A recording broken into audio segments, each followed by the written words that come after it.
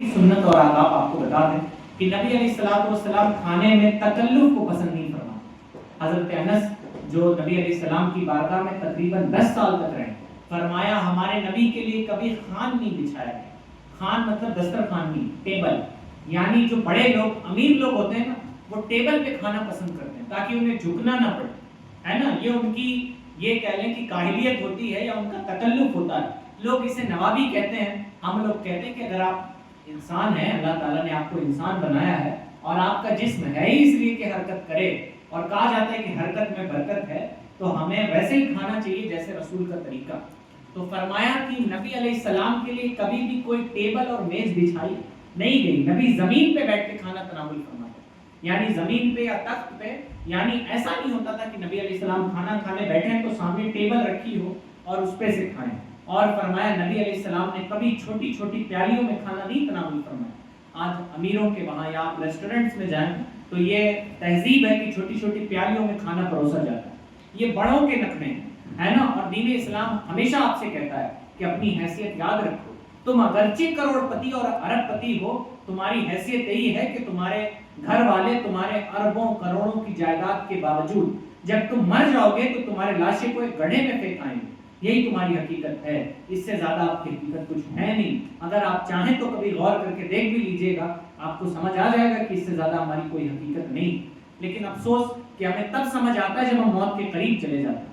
और फरमाया हमारे नबी ने कभी पतली रोटियां नहीं खाई, चपाती रोटियां नहीं खाई। आज हमारा ये रहता है ना कि थोड़ी पतली रोटियां बना दो, आज हम अपने घर की औरतों से कहते हैं। और एक रिवायत में हमने यहाँ तक पढ़ा है कि नबी अलैहिस्सलाम ने अपनी सारी जिंदगी कभी पतली चपाती रोटियों की तरफ निगाह भी नहीं की। हमारे नबी ने निगाह भी नहीं की। और इमाम ने फरमाया है कि दो जहां मिल्क और जौ की रोटी गिज़ा, उस शिकम की कनात पे लाखों सलाम। और किसी ने कहा है कि हिर्स जिल्लत भरी फकीरी है, जो कनाअत करे तवंगर है। यानी अगर आपके अंदर लालच है तो ये बहुत बड़ी फकीरी। यानी अगर आपके अंदर लालच है, ये भी खा लें, ये भी खा लें, ये भी पूरा हो जाए, ये भी पहन लें, ये भी कर लें, तो फरमाया हिर्स जिल्लत भरी फकीरी है, जो कनाअत करे तवंगर है। कनात समझते हैं? कनात आप नहीं समझते हैं मेरे ख्याल से। कनात का मतलब होता है जो मिल जाए हम उस पर अल्लाह का शुक्र करें। कभी कभी हमारे बच्चे आते हैं स्कूल से या हम ही आते हैं थक के काम से, तो सोचते हैं घर पे कुछ बेहतरीन बनाओ। और जब हम अपने बीवी से, अपनी माँ से पूछते हैं और बीवी कहती है कि आज फलानी फलानी चीज़ बनी है, तो नहीं, तुमको तो अकल ही नहीं कि कब क्या बनाना है, तुम्हें तो डंगी नहीं है, फैसला लेने ही नहीं आता कि तुम्हें बनाना क्या है, जाओ नहीं खाएंगे हम खाना। तो फरमाया गया जो कनाअत करे वो अमीर है। कनात मतलब जो अल्लाह ने दे दिया शुक्र करके उसे खा ले। हमारे नबी ने कभी खानों को ऐब नहीं लगाया। जो पसंद होता था वो खा लेते थे, जो पसंद नहीं होता था उसे छोड़ देते थे। ये नहीं कहते थे इसमें फलाना ऐब है, इसमें फलाना ऐब है, ये मैं इसलिए नहीं खाऊंगा, ये मैं इसलिए नहीं खाऊंगा। तो जायज़ खानों में नबी ने कभी ऐब नहीं लगाया, कभी ऐब नहीं लगाया।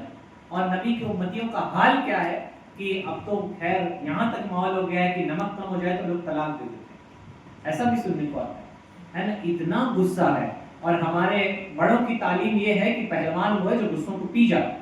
हमारे नबी ने गुस्सा शैतान की तरफ से, और ये जहन्नम की आग है गुस्सा। और शेख सादी ने बड़ी प्यारी बात की, गुस्सा जो होता है सबसे पहले उसे जलाता है जो गुस्सा कर रहा होता है, फिर दूसरे तक इसका असर पहुंचेगा नहीं पहुंचेगा ये बात की बात है। मसलन मैं रहमत भाई से गुस्सा हूँ, बहुत भयानक गुस्सा हूँ, तो पहले तो मैं अंदर अंदर जलूंगा। ये बात की बात है, मैं मार पाऊँ ना मार पाऊँ, कुछ कह पाऊँ ना कह पाऊँ, ये तो बात की बात है। तो गुस्सा सबसे पहले उसी को नुकसान पहुंचाता है जो गुस्सा करता है। तो हमें गुस्सा नहीं करना चाहिए आपस में एक दूसरे पर। बहरहाल नबी अलैहिस्सलाम ज़मीन पे बैठ के खाते, अमीर गरीब सबके साथ खा ले। और खाने में नबी तकल्लुफ को पसंद नहीं फरमाते। और या तो दोनों पाँव उठा के खाते, इस तरह से खाने के दौरान बैठा जाए, या तो इस तरह से बैठे। अगर हम ऐसे बैठेंगे तो इंशाल्लाह कभी हमारे पेट में नहीं गिरेंगे, वो तो हम ऐसे बैठते हैं आगे पेट ऐसे रखा होता है। ये तो आज मुसलमानों का हाल। या फिर हम टेबल और मेज पे बैठ के खा रहे होते हैं, इसलिए बहुत सारी बीमारियां भी हमारे वहाँ आ गई। तो हमें इस तरह खाना चाहिए। नमकीन से शुरू कीजिए, नमकीन पे ख़त्म कीजिए। खाने से पहले अपने हाथ धो लीजिए गट्टों पर, ये सुन्नत है। अब कुछ लोग कहते हैं हमारे पहले से धुले हुए, फिर भी धुल लेना चाहिए कि ये सुन्नत तरीका है, नबी अलैहिस्सलाम का तरीका। हाँ, खाने से पहले मुंह धोना ये साबित नहीं है, खाने के बाद मुंह धोना चाहिए। فرمایا گیا کہ کھانے کے بعد وضو کرو، تو کھانے کے بعد کا وضو یہی ہے کہ آپ گھٹنوں تک ہاتھ دھل لیجئے اور اپنے منہ دھل لیجئے، تاکہ جو کھانے کے اثرات ہیں وہ ختم ہو جائیں۔ آپ نے ڈاکٹر سے سنا ہوگا کہ کھانے کے بعد برش کر لینا چاہیے، ہمارے نبی نے فرمایا کھانے کے بعد منہ اچھے سے دھل لو۔ جب آپ اچھے سے دھلیں گے تو کھانے کے اثرات دانت میں لگے نہیں رہیں، تو پھر کوئی بیماری آپ کو نہیں ہوگی، ساری بیماریاں ختم ہو جائیں گی۔